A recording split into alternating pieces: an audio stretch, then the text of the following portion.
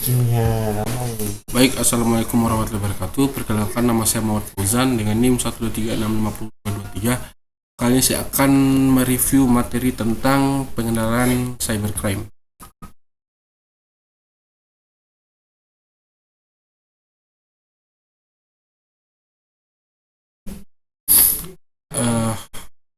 Cybercrime sendiri terdiri dari cyberspace atau ruang cyber, cybercrime atau kejahatan cyber, dan cyber law, hukum cyber.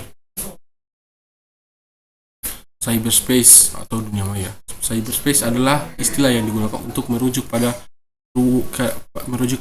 ruang virtual di mana aktivitas komunikasi dan pertukaran informasi terjadi melalui jaringan komputer, terutama internet. Ini adalah lingkungan digital di mana orang-orang dapat berinteraksi, berbagi data, menjalankan bisnis, dan melakukan berbagai aktivitas online. Sejarah munculnya cyberspace. Cyberspace mulai terbentuk pada 1960-an dengan pengembangan ARPANET oleh Departemen Pertahanan Amerika Serikat yang menghubungkan universitas dan institusi penelitian. Pada 1980-an, protokol TCP/IP dikembangkan. Membentuk dasar internet di tahun 1950-an, World Wide Web atau WWW ditemukan oleh tim Berners-Lee dan browser Mosaic mempermudah akses web. Pada 2000-an, internet berkembang pesat dengan munculnya perusahaan besar dan media sosial.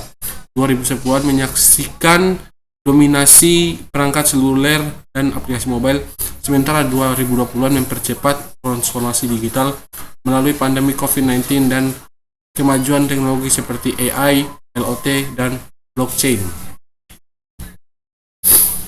Istilah cyberspace pertama kali digunakan untuk menjelaskan dunia maya yang terhubung langsung ke internet oleh John Perry Barlow pada tahun 1990. John Perry Barlow adalah seorang penulis aktivis dan salah satu pendiri Electronic Frontier Foundation atau EFF, sebuah organisasi yang memperjuangkan hak-hak pengguna dan kebebasan dunia maya.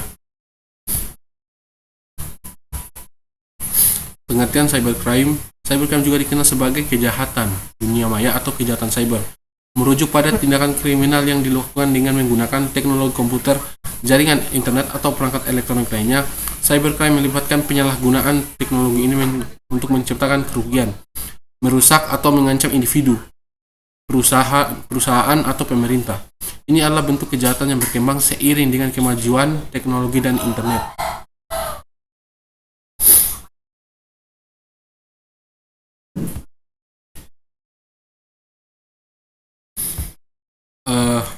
Lima karakteristik penting yang dapat menjadi ciri khas dari kejahatan cyber. Yang pertama, ruang lingkup kejahatan. Kedua, sifat kejahatan. Ketiga, pelaku kejahatan. Keempat, modus kejahatan. Dan kelima, jenis kerugian yang ditimbulkan. Jenis-jenis kejahatan cyber. Yang pertama adalah pencurian identitas atau identity theft. Sebagai contoh, seseorang mencuri informasi pribadi seseorang seperti nomor kartu kredit atau informasi akun bank untuk melakukan transaksi ilegal nama korban. Yang kedua, phishing. Contoh, pelaku mengirimkan email atau pesan palsu yang mengecoh korban untuk memberikan informasi pribadi seperti kata sandi atau nomor kartu kredit. Ketiga, malware. Perangkat lunak berbahaya. Contoh, virus komputer yang menginfeksi komputer korban dan mencuri data pribadi atau merusak sistem. Keempat, ransomware.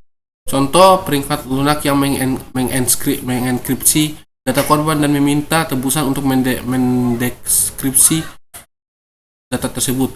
Kelima, peretasan atau hacking. Contoh, pelaku meretas situs web atau jaringan perusahaan untuk mencuri data atau merusak sistem. Dan beberapa contoh lain seperti serangan DDoS, pencurian kekayaan intelektual, pemalsuan atau forgery, pornografi anak atau child pornography, cyberbullying, penyebaran informasi palsu atau disinformation, dan peretasan email. Ada juga pengintaian, penggelapan, kejahatan keuangan online, pelanggaran privasi, pencurian akses, kejahatan seksual, pemerasan online, kejahatan sumber daya komputer. Berdasarkan jenis-jenis kejahatan cyber dan komputer yang telah dipaparkan dari cari kasus-kasus yang terkait kejahatan dan jelaskan secara disebutkan sumber-sumber bertanya masing-masing 3 kasus. Di sini ada beberapa kasus, yaitu tentang Polda Kepri menangkap 4 karyawan bank pencuri data nasabah. Yang kedua, 3.000 data identitas warga Bogor dicuri untuk memenuhi target penjualan SIM card. Dan ketiga, kronologi data diri pelamar kerja dipakai oknum tak bertanggung jawab untuk pinjol.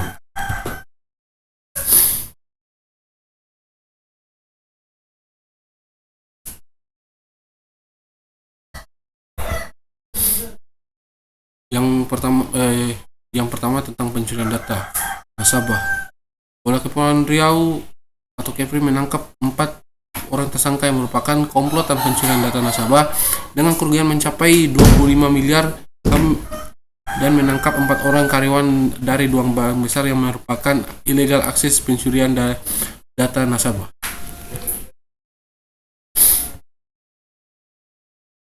Dan yang kedua tentang pencurian data. Pencurian dan penjualan data SIM card. Sebanyak 3.000 data identitas nomor induk kependudukan atau NIK milik warga Kota Bogor dan sekitarnya dicuri pelaku kejahatan cyber untuk memenuhi target penjualan SIM card. Kapolresta Bogor Kota Kombes Pol Bismot Teguh Praskoso mengatakan bahwa 2 pelaku MR alias Pitek 23 dan L51 menggunakan cara ilegal untuk mencuri data polisi warga guna mencapai target penjualan. Dan yang ketiga tentang pencurian data atau pemalsuan data karyawan. Sebanyak 27 orang melamar kerja menjadi korban penipuan dan penggelapan bermodus pencurian data diri untuk pinjol dan pinjaman online oleh oknum karyawan toko penjualan telepon seluler Pusat Grosir Cililitan atau PGC Jakarta Timur. Salah satu korban lain mengaku namanya dicatut untuk pembuatan rekening di Bank BNI yang digunakan transaksi pinjol. Sekian dari pembahasannya. Mohon maaf jika ada kekurangan. Saya akhiri dengan ucapan billahi taufiq wal hidayah. Wassalamualaikum warahmatullahi wabarakatuh.